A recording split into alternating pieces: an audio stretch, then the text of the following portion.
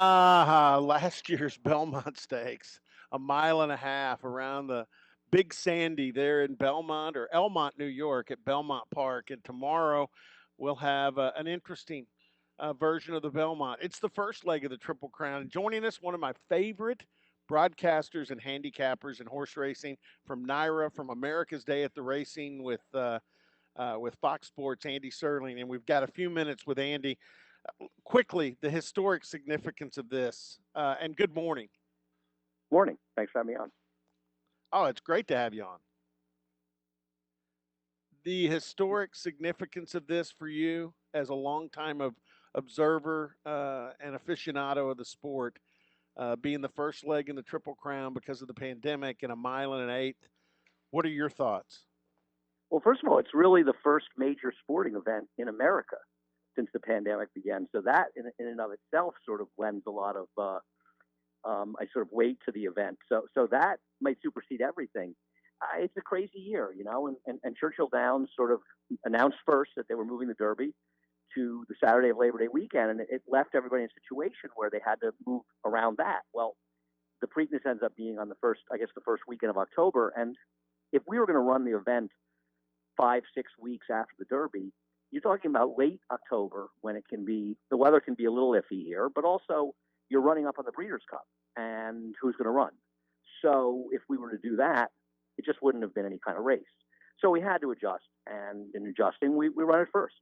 You can't really run it a mile and a half and expect these horses to sort of come out of race preps in a mile and eighth and then stretch to a mile and a half and have the Triple Crown races in a descending distance.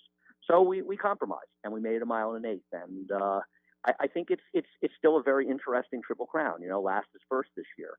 And instead of one horse maybe going to the Belmont with a chance to win the Triple Crown, everybody at the Belmont has a chance to win the Triple Crown. And in a lot of ways, it makes winning the Triple Crown much, much harder because a horse now has to stay sound for almost 4 months. And we lost 3 of the top contenders in just the last couple of weeks when Maxfield and 2 for trainer Bob Baffert went down, Nadal and Charlatan. So horses, you know, they don't only stay sound for that long. And also, horses will develop and new shooters will emerge as we get towards races like the Derby and the Preakness. So I think for a horse to somehow navigate these 3 races over that extended period of time in these circumstances would be an incredible achievement.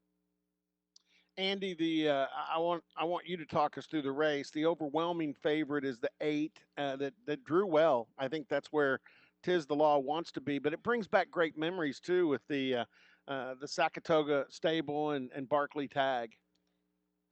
Oh, sure. I mean, it is sort of kind of neat for them, right? It's like a crazy chance at redemption. And at Funny Side, same owner, same trainer, getting into a situation where they were live to win the Triple Crown with Funny Side, and they didn't win the Belmont Stakes, but now they can complete their own Triple Crown and win the Belmont Stakes. So it is a very cool story because for a trainer like Barkley Tag, who in my estimation is one of the best trainers in the game, but he doesn't have a big stable, and he gets more turf-type horses than dirt horses.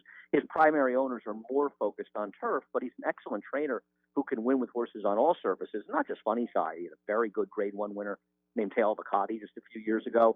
But for Barkley to get a chance to be in this position twice in 16, 17 years, it's really remarkable because he's just not likely to get the kind of horses that figure to be Triple Crown contenders. So, and Saratoga Stable, they're not buying a lot of horses, not spending a lot of money. And for them to be in this situation, it's pretty cool. And I think it shows that horse racing, sort of anybody has a chance.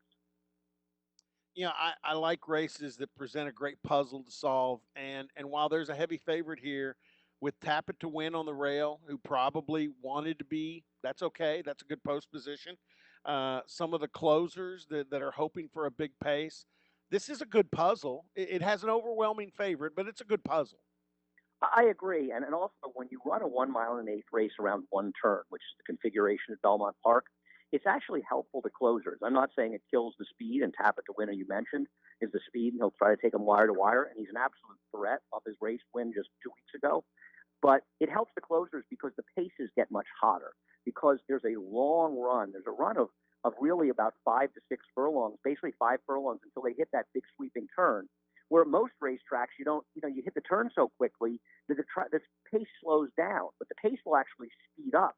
And that's going to help bring closers in the race. Horses like Sole Volante for trainer Patrick Biancone, a horse that I think is the interesting alternative, the number 3 Max Player for Linda Rice, trying to become the first woman to win a Triple Crown race. And Joel Rosario is riding. course, won last year with that brilliant ride on Sir Winston.